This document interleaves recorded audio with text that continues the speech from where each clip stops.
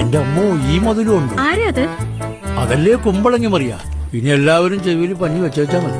നെപ്പോ kids ആയിട്ടുള്ള കുറെ കുട്ടികൾ കാണിക്കുന്ന പോക്കറി തരം ഇത് കണ്ടിട്ട് മിണ്ടാതിരിക്കുന്ന അമ്മമാർക്കുള്ള, അതായത് മഞ്ജു പിള്ളയുടെ മകളെ പറ്റിയാണ് ഞാൻ പറയുന്നത്. തുറന്നു പറയുകയാണെങ്കിൽ നാട്ടുകാർക്കെല്ലാം നിങ്ങളെ പറ്റി വളരെ മോശം അഭിപ്രായമാണ്. ആര് പറയുന്നു? ഞാൻ കേട്ടിട്ടില്ലല്ലോ. വളരെ പറയാറില്ല, അതുകൊണ്ട് ഞാൻ സ്വയം പറയുന്നു.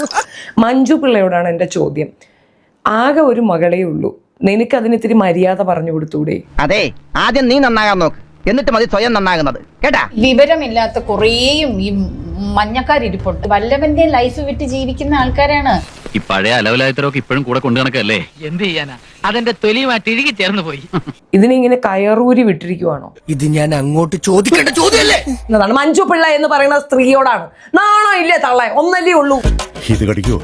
കടിച്ച് കീറും. ഇന്നലെ രണ്ടുപേരെ കടിച്ചത്.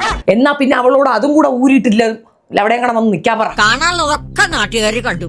കോണം മാതിരി ഒരു സാധനം കൊടുത്തുകൊണ്ട് വൃത്തികേട്. നിങ്ങൾ എന്നെ പറഞ്ഞു, എന്റെ കൊച്ചിനെ എന്തെങ്കിലും പറഞ്ഞു കഴിഞ്ഞാൽ ഞാൻ എല്ലാത്തിനും പൂട്ടുന്നു. അവനോട് പറഞ്ഞേക്ക്, അവനെ എന്റെ കയ്യിലേക്ക് കിട്ടിയ പെട്രോൾ ഒഴിച്ച് കത്തിച്ച ചാരോടുത്തിയ പല്ല് കഴിച്ചളെ. ഇങ്ങനെ തുണി പറിച്ചെറിഞ്ഞ് പൊതുസമൂഹത്തിന് ഞാനൊരു ഭയങ്കര മോഡലാണ് എന്ന് കാണിക്കാനും മാത്രമുള്ള എന്ത് തരം ഇതാണ് അമ്മയും അച്ഛനും ഫീഡ് ചെയ്തെന്ന് മനസ്സിലാകുന്നത്. കൈ കിട്ടി അവനെ തല്ലി ഞാൻ കാലൊടിക്കാം.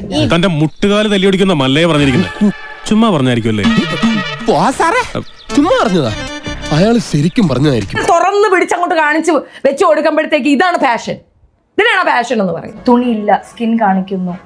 ആ ഡിസൈനറിന്റെ ഡിസൈനാണ് ഞാൻ ഇടുന്നത്. എന്തോ എനിക്കത്ര പിടിച്ചില്ല. അങ്ങോട്ട് നോക്കണ്ടിരുന്നാ പോരെ. ഞാൻ വെല്ലുവിളിക്കുന്നു. കഷ്ടപ്പെട്ട് ജീവിക്കാൻ അവർ തയ്യാറാണോ? പണിയെടുത്ത് തിന്നണമെന്നൊക്കെ ആഗ്രഹമുണ്ട് സാറേ, പക്ഷെ പറഞ്ഞു പറ്റിച്ച് തിന്നാലേ വായിന്നിറങ്ങുള്ളൂ. ശീലായിപ്പോയി.